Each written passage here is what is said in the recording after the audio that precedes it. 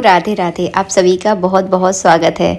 But Savitri व्रत आने वाला है, तो बट सावित्री के व्रत में हमें कौन कौन से सामान की आवश्यकता होती है।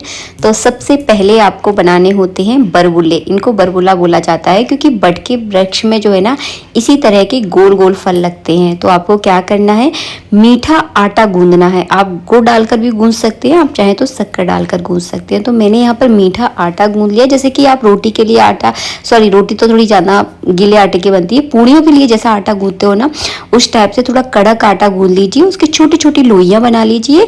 तो इस तरह के बरबुल्ले जो है ना बनकर तैयार हो जाएंगे। इन्हीं बरबुल्लों का भोग जो है ना बट सावित्री के व्रत में लगता है, वो मैं आपको पूजा विधि में बताऊंगी। तो इस तरह के बरबुल्ले बना दें आप। इसके बाद अठवाई के लिए जो है ना पूड़ियाँ बनाई जाती हैं। तो कम से कम आप 11 पूड़ियाँ ज़रूर बनाना। देखिए, जब भी हम कहीं पूजा करने जाते हैं, मैं भी अगर कभी पूजा कर रहे हैं ना, तो हमेशा अठवाई थोड़ी ज़्यादा बनाई जाती है। माना कि 5 पूड़ियाँ अगर पूजा में लगने वाली हैं तो कम से कम 10-11 पूड़ियाँ बनाई जाती हैं, क्योंकि जो हमारा रसोई घर है ना उसको खाली नहीं किया जाता।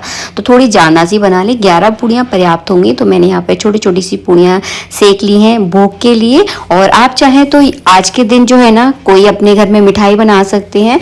आप चाहें तो हलवा बना सकते हैं, आप चाहें तो मीठे पुआ बना सकते हैं। तो वो अपने हिसाब से देख लीजिएगा। मैं हमेशा बरबुल्ले और पूड़ियाँ बनाती हूँ, तो आपके घर की जो परंपरा रही हो उस हिसाब से आप कर सकते हैं। लेकिन पूड़ियाँ और बरबुल्ले तो हर घर में मुझे लगता है कि बनाई ही जाती है, क्योंकि बट के वृक्ष में जो है ना इसी तरह के गोल गोल बरबुल्ले लगते हैं। तो चलिए हम पूरी अठवाई की पहले तैयारी कर देते हैं, फिर आपको मैं बताऊंगी कि हमें कौन कौन से सामान की जो है ना आवश्यकता होती है। बहुत ज़्यादा सामान की आवश्यकता नहीं होती। सबसे पहले आपको क्या करना है, 16 श्रृंगार करके बढ़िया से आपको तैयार होना है। हो सके तो चुन्नी प्रिंट की आप साड़ी ज़रूर पहने। चुन्नी प्रिंट की साड़ी इसलिए पहनी जाती है क्योंकि ये जो है ना सुहागिन स्त्रियों की निशानी होती है।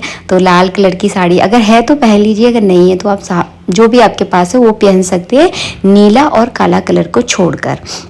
चलिए अब मैं आपको पूरा सामान दिखा दूं।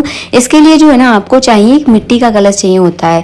बट सावित्री का जब आप व्रत करते हैं, अगर आपके यहाँ व्रत नहीं भी होता है, आप वैसे ही पूजा करने वाले हैं, तब भी आप जो है ना मिट्टी का कलश ही लें। उसके ऊपर इस तरह से आप कलावा लपेट लें और इसी में जो है ना जल भरकर जो है ना बट वृक्ष की पूजा की जाती है। अगर आपके यहाँ पर वैसे तो मिल ही जाएगा, गर्मियों का सीजन है, हर शहर में इस तरह के मिट्टी के कलश मिलते ही मिलते हैं। अगर आप नहीं ला पाए हैं तो आप तांबे के कलश का भी प्रयोग कर सकते हैं, लेकिन वैसे कोशिश कीजिएगा कि आप मिट्टी के कलश को भरकर ही ले जाएं और इसी से जो है ना बट वृक्ष की आप पूजा करें। यहाँ पर मैंने अठवाई ले ली थी, जो मैंने आपको बताया है कि मैंने क्या क्या बनाया है। तो ये ले लिया है, यहाँ पर एक मैंने मिट्टी का कलश ले लिया है। इसको मैं पानी भरकर लेकर जाऊंगी। घर से कभी खाली नहीं लेकर जाना है, हमेशा इसको भरकर जाना। अगर बट वृक्ष दूर है तो आप थोड़ा आधा भर लें, लेकिन भर के जरूर लेकर जाएं। सुहाग सामग्री ले ली है मैंने, तो इस तरह की पूजा की सुहाग सामग्री ले ली है। रोली ली है, चंदन लिए हैं, चावल लिए हैं, यहाँ पर घी का दीपक लिया है और ये देखिए खूब सारे मैंने फूल ले लिए। आप माला भी ले सकते हैं। इसमें मैंने थोड़ी सी शक्कर रख दी है। हमारे यहाँ छोटा सा जो है ना हवन भी किया जाता है बट वृक्ष के नीचे, वो मैं आपको पूजा विधि में बताऊंगी। तो भोग के लिए मैं शक्कर, आप मिश्री ले सकते हैं। जनेऊ ले लिया है मैंने। कलावा आपको ज़रूर लेना है। अगर आपके पास कच्चा सूत है तो कच्चा सूत आप ज़रूर लेकर आएँ, अगर आपके शहर में मिल जाता है तो। इसके बाद आपको कोरा एक बीजना लेना है। वैसे तो आपको मार्केट में मिल जाएगा, अगर ना मिले तो आप इसको स्किप भी कर सकते हैं। वैसे मिल जाए तो आप जरूर लेकर आए। बांस का ही आपको बीजना लेकर आना है, क्योंकि बांस जो है ना पूजा में शुभ होता है। इसके अलावा आपको एक लाल कलर का ब्लाउज का पीस लेना है। अगर ब्लाउज का पीस नहीं मिल पा रहा है तो आप लाल कलर का रुमाल भी ले सकते हैं। तो ये सारे सामान की आपको आवश्यकता होती है। अगर आप पहली बार बट सावित्री व्रत की पूजा कर रहे हैं या व्रत करने वाले हैं तो आपको अपनी सास या ननंद के लिए साड़ी और सुहाग का सामान जो है ना लेना होता है। उस सुहाग के सामान को आप बट वृक्ष पर चढ़ाने के बाद अपनी सास या ननद को दान कर सकते हैं, अगर आप पहली बार कर रहे हैं। हर बार दान करने की आवश्यकता नहीं होती। हर बार तो हम जो है ना ब्लाउज का पीस भी दान कर सकते हैं, कुछ दक्षिणा भी दान कर सकते हैं। तो पहली बार जो है ना जब आप शुरुआत करते हो ना उस समय जो है ना ये सारी चीज़ें दान करना ज़रूरी होती हैं।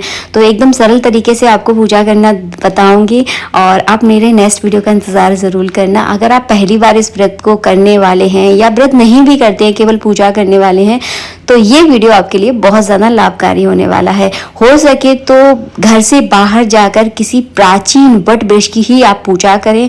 अगर आपके शहर में संभव नहीं है तो आप घर पर भी कर सकते हैं। उसकी पूजा विधि भी आप लोगों के साथ में जल्दी शेयर करूंगी। पूजा की थाली को घर में भी लगा सकते हैं, आप चाहें तो वट वृक्ष के नीचे भी लगा सकते हैं। वट वृक्ष हमारे घर से बहुत दूर था, इसलिए मैंने थाली यहीं लगाई है, क्योंकि मैं बैग में सारा सामान लेकर आई थी। आज के लिए इतना ही, मिलूंगी आप सबसे नेक्स्ट वीडियो में।